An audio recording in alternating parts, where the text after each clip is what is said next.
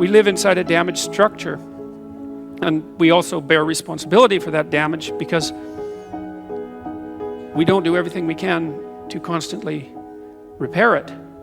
And you might say, well, that's actually one of the fundamental, people say, well, what's the meaning of life? What they really mean is, what's the positive meaning of life? Because as we've already discussed, the negative meanings of life are more or less self-evident.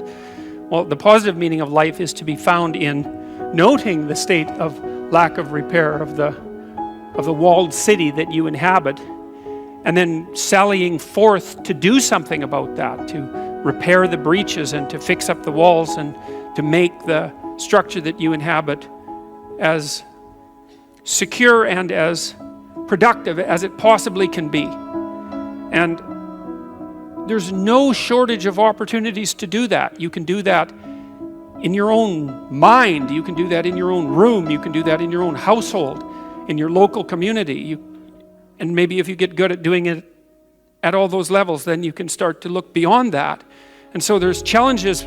That's the thing that's kind of interesting about this insufficient structure, is that it has a set of challenges built into it because of its insufficiency, and perhaps even because of its corrupt nature, that calls forth the potential response from you of heroic adventure. And the heroic adventure is to man the barricades and repair the city. And you can always do that. It doesn't matter what your personal circumstances are. There's always something that isn't right near you, isn't correct, isn't laid out properly, that you could just fix if you wanted to. And one of the things that we're going to talk about tonight is the idea that if you adopt an attitude that's like that the role that you should play is to make things better wherever you are, however you can, that what would actually happen would be that things would get better wherever you are in all sorts of ways, and that we've really, as a species, you might say, or maybe even as singular individuals, we've explored that rarely. It isn't something that's put forth as a proposition that often, and it's quite surprising to me. And I had an interesting experience the other day. I went to the keg. I go there because I have food allergies, and they're very careful with people who have food allergies. And the waiter took me to the table, and he said that he had been watching my lectures, and that's a very common experience. And he was happy about that, and he said that he'd had 2 promotions at the keg in the last 4 months because he'd been watching my lectures. And I really found that an affecting experience, because you might say, well, he's working as a waiter at the keg and there's nothing particularly heroic about that. And I disagree with that, actually, because I don't care where you're located, you can do a hell of a job, and I mean that literally.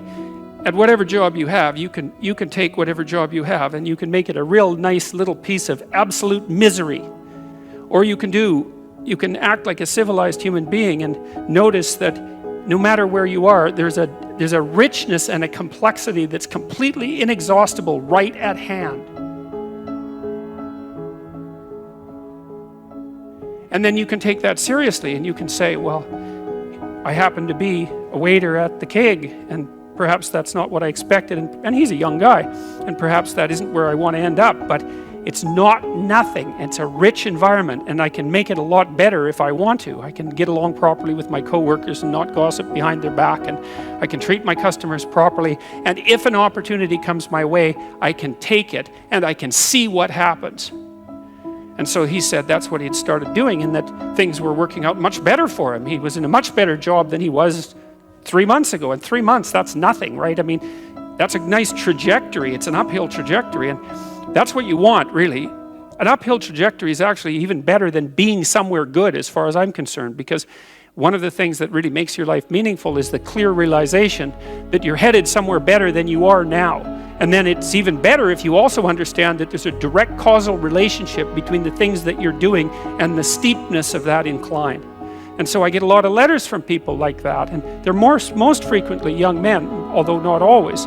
And they say, well, I've been listening to these lectures, and I decided that I'm going to try to take responsibility for my life, and so I've started to stop doing all the stupid things that I know that are stupid, that I know I shouldn't be doing. And I've started doing some of the things that aren't stupid that I know I should be doing, which seems pretty obvious, really, if you think about it. But obvious though it may be, that isn't necessarily what people do. And then they write and say, you can't believe what difference that makes. And they're thrilled about it. And so I'm thrilled about it when I get letters like that, because I really don't experience anything as better than a letter like that or a message like that, because it's so good to see things that aren't so good replaced by something better.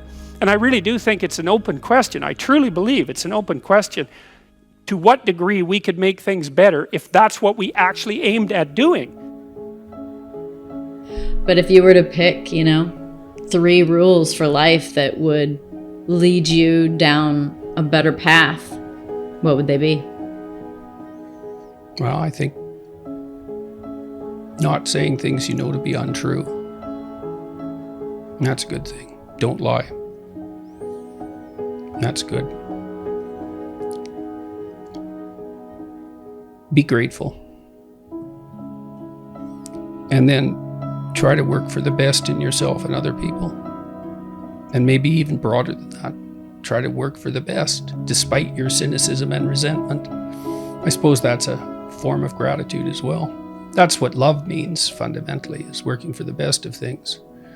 And that's it's a goal. I mean, what's the alternative? Hate? And that's not going to make things better. It's going to make things worse. Generally speaking. So something like truth nested inside of love. Then there's gratitude lurking around the edges. Beauty is important. More art, right? Yeah, well, more beauty, period. Everywhere. That would be nice. It's kind of intimidating, beauty. What do you mean? What do you mean by that? Well, because it's an ideal. It judges you. This is something that's quite interesting, is every ideal is a judge. Right? Because by you nature. Fall short of it. Yeah, but it's an interesting problem that you need an ideal to work towards, but the consequence of that is that you're judged by it. That's fascinating, because we always want the ideal, right? Yeah, well, I recommend it to people that they try to reward themselves for improving over who they were yesterday, rather than punishing themselves for their deviation from the ideal. Look for incremental improvements and let yourself know that you've managed them. Is it important to hold the ideal, but also then keep short-term goals of yes, you definitely. Against yourself? Yes, definitely. Yeah, you want to break it down into, and you do this with kids too.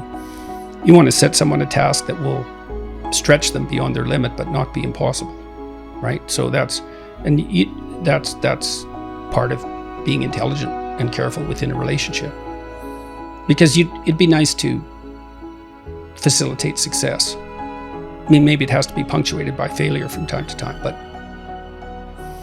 that's one of the things you do as a therapist, is try to set things up so that people succeed in moving towards their goals, and try to make the tasks small enough so that they're a reasonable probability that they will be completed successfully. The other thing that happens in the future authoring exercise is that you're asked to articulate the reasons for all the goals that come out of your vision of the future. So you're asked, like, why would it be good for you? Why would it be good for your family? Why would it be good for broader society? So that gives you 3 levels of argumentation right there. And if you have it articulated down into detail and it's related to other important goals, then you're a hell of a thing to argue with, because people just aren't that deep, by which I mean they just don't have that many levels of explanation or objection. And it's also really useful in relationship to your own mind, because if you want to do something that's difficult and that requires energy, a lot of different subsystems in your mind are going to throw up objections. It's like, well, maybe that isn't what you should be doing right now. Maybe you should be doing the dishes or vacuuming or watching TV or looking at YouTube. Or if you're really sneaky, when you're trying to do something hard, what your brain does is give you something else hard to do that's not quite as hard, so that you can feel justified in not doing the thing you're supposed to because you're doing something else useful. And if you give in to that temptation, which you often will, then it wins, and because it wins, it gets a little dopamine kick and it grows stronger. Anything you let win, the internal argument, grows. And anything you let be defeated shrinks, because it's punished. It doesn't get to have its way. So that's another thing really to remember. Don't practice what you do not want to become. And because they're neurological circuits, you build those things in there, man, they're not going anywhere. You can build another little machine to inhibit them. That's the best you can do. Once they're in there, you can't get them out. So, and then the ones you build to inhibit can be taken out by stress, and the old habits will come back up. So you got to be careful what you say and what you do, because you build yourself that way.